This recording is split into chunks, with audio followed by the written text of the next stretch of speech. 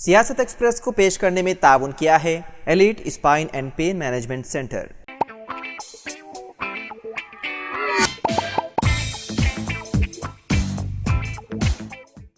अस्सलाम वालेकुम नाजरीन, सियासत एक्सप्रेस में आपका इस्तकबाल है। मैं हूं मोहम्मद शौकत। आइए नाजरीन, दिन भर की खबरों पर मुश्तमिल हमारे इस खास बुलेटिन पर डालते हैं एक सरसरी नज़र।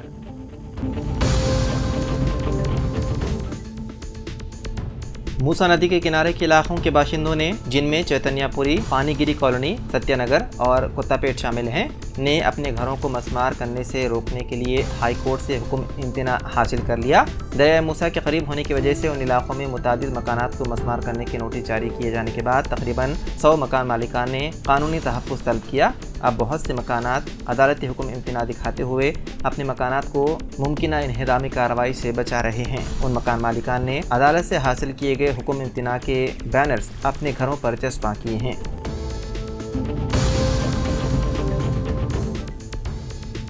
पद्मश्री अवार्ड याफ्ता मशहूर कन्नेरा फनकार मोगलिया ने हाल ही में रचाकुंडा के पुलिस कमिश्नर श्रीधर बाबू से मुलाकात की और ज़मीन तनाज़े में पुलिस की मुदाखलत के बाद इज़हार तशक्कुर किया। मोगलिया की जायदाद को शरपसंदों ने निशाना बनाया, जिन्होंने अपनी ज़मीन पर बनाई हुई दीवार को गिरा दिया। इस वाक़े के बाद पुलिस ने मोगलिया को यकीन दिलाया कि वो उसकी इमलाक की हिफाजत और उसके तहफ़्फ़ुज़ को यकीनी बनाने की पूरी जिम्मेदारी लेंगे। मोगलिया ने ज़ाती तौर पर कमिश्नर श्रीधर बाबू और हयातनगर इंस्पेक्टर नागराजू का फौरी कार्रवाई और ताउन के लिए शुक्रिया अदा किया। मीटिंग के दौरान मोगलिया ने अपनी मशहूर कनेरा फनकारी का मुजाहरा करते हुए एक गाना पेश करके ओहदेदारों को महसूस किया।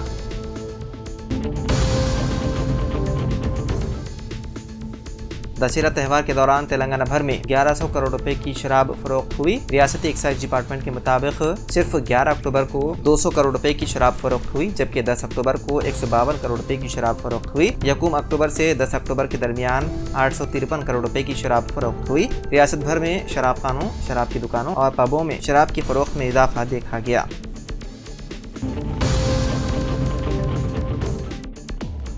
Telangana state public service commission group 1 के इम्तिहानात के हॉल टिकट्स अब पीर यानी कि आज से डाउनलोड के लिए दस्तयाब हैं। TGS PSC के मुताबिक उम्मीदवार अपना हॉल टिकट्स कमीशन की ऑफिशियल वेबसाइट से हासिल कर सकते हैं। ग्रुप 1 मेन के इम्तिहानात 21 अक्टूबर से 27 अक्टूबर तक होने वाले हैं।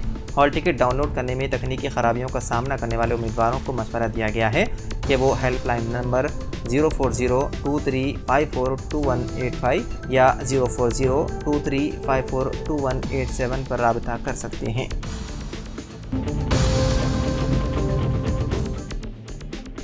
महाराष्ट्र के साबिक वज़ीर आला व शिवसेना बाल ठाकरे पार्टी के सरबराह उद्धव ठाकरे की सेहत पीर की सुबह खराब हो गई। हार्ट ब्लॉक की शिकायत के बाद उनकी एंजियोप्लास्टी सर्जरी की गई। उद्धव ठाकरे को तबीयत नासाज महसूस होने पर अस्पताल ले जाया गया था। बताया गया है कि एंजियोग्राफी से पता चला है कि उनके दिल को खून फराहम करने वाली शरीयान में रुकावट है, इसलिए फौरी तौर पर एंजियोप्लास्टी की गई। बताया जाता है कि ठाकरे की हालत फिलहाल मुस्तहकम है। डॉक्टरों की टीम ने पीर को तकरीबन 12 बजे एंजियोप्लास्टी की। दशहरा तकरीब के मौके पर हफ्ते को शिवाजी पार्क ग्राउंड में उद्धव ठाकरे की मीटिंग हुई थी। उसके बाद चंद ही मिनटों में उनकी हालत बिगड़ गई।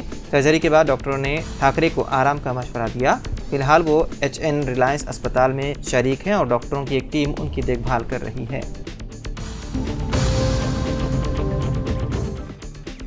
बीजेपी के MLA टी राजा सिंह को पीर के रोज़ उस वक्त घर पर नज़रबंद कर दिया गया जब उन्होंने सिकंदराबाद में मुतियलम्मा मंदिर जाने का मंसूबा बनाया था। पुलिस हमले की एक टीम गोशा महल के MLA के घर पहुंची और उन्हें इत्तला दी कि उन्हें सिकंदराबाद जाने से रोकने के लिए घर में नज़रबंद रखा गया है। बाद में अपने घर पर दिए गए एक बयान में राजा सिंह ने मुतालबा किया कि पुलिस वाक़े की मुकम्मल तहक़ीक़ात करे और तमाम जिम्मेदारों को गिरफ्तार करे। उन्होंने उस शख्स के मकसद पर सवाल किया जिसने आकर देवी की मूर्ति को नुकसान पहुँचाया। राजा सिंह ने सवाल किया कि हर वाक़े के बाद पुलिस कहती है कि ये शख्स ज़हनी तौर पर परेशान था। ज़हनी तौर पर परेशान आदमी सिर्फ मंदिर ही देखते हैं, दरगाह को नहीं देखते। उन्होंने कहा कि रियासत में हिंदुओं के जज्बात को ठेस पहुंचाने की अक्सर कोशिशें की जाती है और पुलिस को इस साजिश का पर्दाफाश करना चाहिए।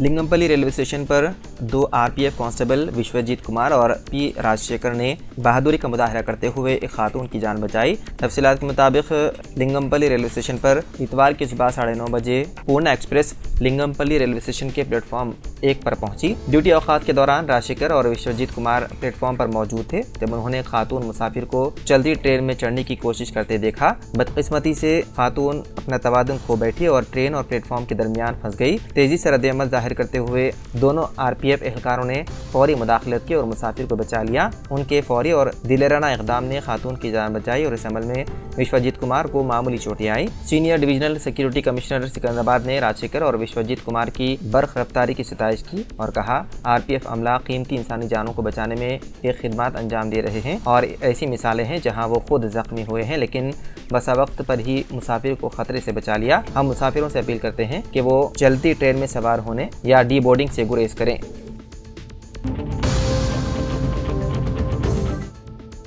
उत्तर प्रदेश के बहराइच में इतवार के रोज दुर्गा की मूर्ति विसर्जन के दौरान हुए हंगामे ने संगीन शक्ल इख्तियार कर ली। पीर की सुबह एक बार फिर से बहराइच में आगजनी और तोड़फोड़ की सूरत हाल देखने को मिली। कई दुकानों घरों में तोड़फोड़ की गई और उनमें आग भी लगा दी गई। इतना ही नहीं, बाइक के शोरूम और एक अस्पताल को भी नहीं बख्शा गया। एक खासा तबके से जुड़े हजारों लोगों की भीड़ ने कई गाड़ियों को आग के हवाले कर दिया, जिससे इलाके में कशीदगी बढ़ गई। मुश्किल हालात को पेश नजर रखते हुए बहराइच में इंटरनेट बंद कर दिया गया ताकि किसी तरह की गलतफहमी या गुमराही के सबब हालात मजीद अबतर ना हो।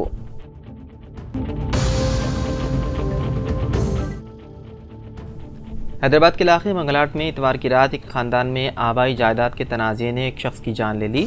मकतूल की शनाख्त मंगलहाट के रहने वाले धर्मेश सिंह के तौर पर हुई है। धर्मेश और दीगर 3 रिश्तेदारों बजरंग, सत्यनारायणा और तुलजाराम के दरमियान आबाई जायदाद से मुताल्लिक़ तनाज़ा था। इससे कबल भी मुताशरा को जायदाद के हवाले से तशद्दुद का निशाना बनाया गया था। इतवार को भी बजरंग ने धर्मेश को इस मामले पर बातचीत के लिए बुलाया था। इस दौरान उनके दरमियान झगड़ा लड़ाई में तब्दील हो गया और धर्मेश की मौत हो गई। इतला मिलते ही मकामी पुलिस ने मौके पर पहुंचकर मकतूल के घर वालों की शिकायत की बुनियाद पर एक केस दर्ज कर लिया और मुख्तलिफ ज़ावियों से तहकीकात में मसरूफ़ है।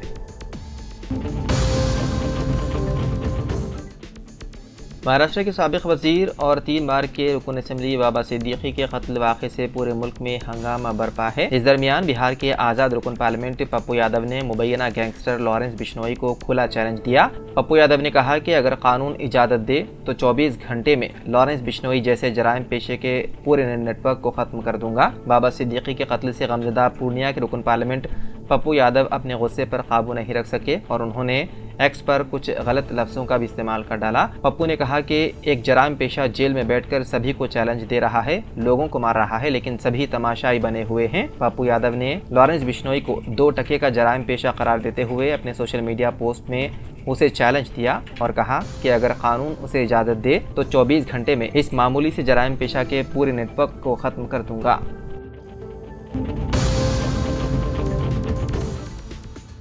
सिकंदराबाद में पीर की रोज़ दाएं बाजू के कारकुनों की जानिब से मंदिर की बेहुरमती और मूर्तियों को नुकसान पहुंचाने के खिलाफ एहतजाज के बाद हालात कशीदा हो गए। इत्तलात के मुताबिक पीर की सुबह तकरीबन 3 बजे एक शख्स दरवाज़ा तोड़कर मंदिर के अहाते में दाखिल हुआ और मथियाला माँ मंदिर में एक मूर्ति को नुकसान पहुँचाया। मुकामी लोगों को जैसे ही इस बात का इल्म हुआ, उन्होंने मंदिर में दाखिल होने वाले शख्स को पकड़ लिया और उसकी पिटाई कर दी। मुकामी लोगों ने पुलिस को इसकी इत्तला दी, जिन्होंने मौके पर पहुँचकर मज़कूरा शख्स को हिरासत में ले लिया और उसको इलाज के लिए अस्पताल मुंतकिल कर दिया गया। आज सुबह से ही दाएं बाजू के रहनुमा और मुकामी लोग सख्त कार्रवाई और मुकम्मल तहकीकात का मुतालबा करते हुए एहतजाज कर रहे हैं। किसी भी नाखुशगवार वाक़ये के लिए पुलिस की भारी नौकरी तैनात कर दी गई है।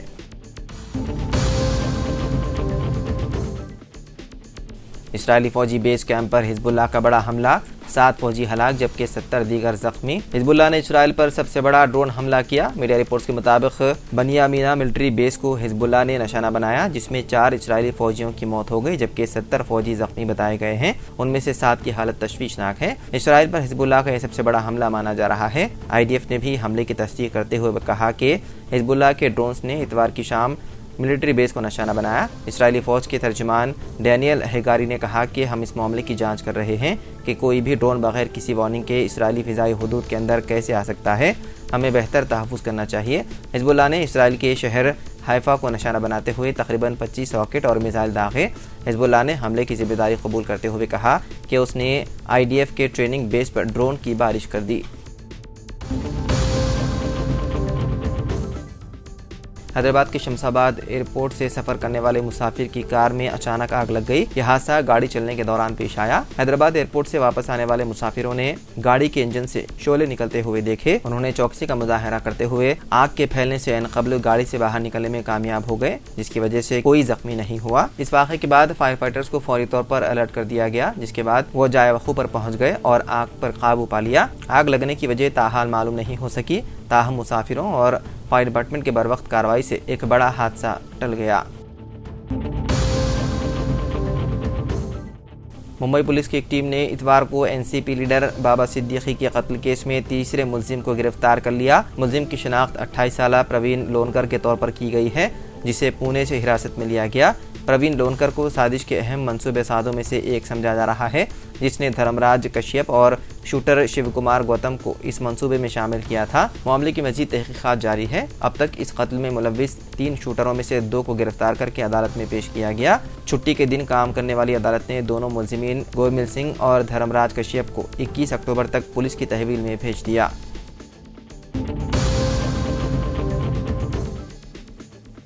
वज़ीर आला रेवंत रेड्डी ने पार्टी कायदीन को हिदायत दी है कि ग्रेजुएट एमएलसी नशिस्त के इंतखाबात में कांग्रेस की कामयाबी के लिए अभी से मुतहरिक हो जाएं। रेवंत रेड्डी ने उत्तर प्रदेश कांग्रेस महेश कुमार गौड़ के हमरा मेदक, आदिलाबाद और करीमनगर अजला पर मुश्तमिल ग्रेजुएट एमएलसी नशिस्त की तैयारियों के सिलसिले में जूम इजलास से खिताब किया। इजलास में general secretary AICC incharge Telangana Deepa Das Munshi, incharge secretaries Vishwanatham के अलावा चारों अजला से ताल्लुक रखने वाले विदरा, अराकीन पार्लियामेंट, अराकीन असेंबली व कौंसिल के अलावा जिले कांग्रेस सदूर ने हिस्सा लिया।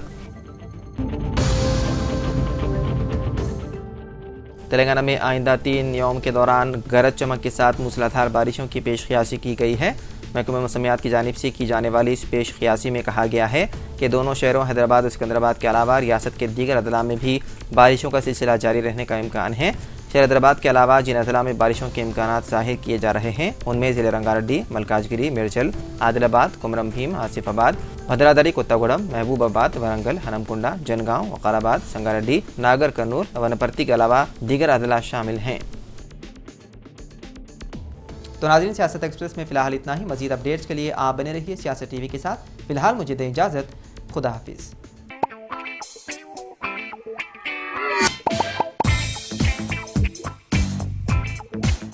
Elite spine and pain management centre बगैर ऑपरेशन और बिना पेन किलर अद्वियात के एडवांस्ड टेक्नोलॉजी के जरिए सिर्फ छोटे इंजेक्शन से कमर और घुटनों के दर्द का शर्तिया इलाज। डॉक्टर प्रकाश गुड़ीपुड़ी और doctor Mohan Irva interventional pain physician जैसे तजुर्बेकार डॉक्टर्स 25,000 से भी ज्यादा मरीजों का कामयाब व इत्मीनान बख्श इलाज। राबिता कीजिए elite spine and pain management centre, Manikunda और दिलसुख नगर, हैदराबाद।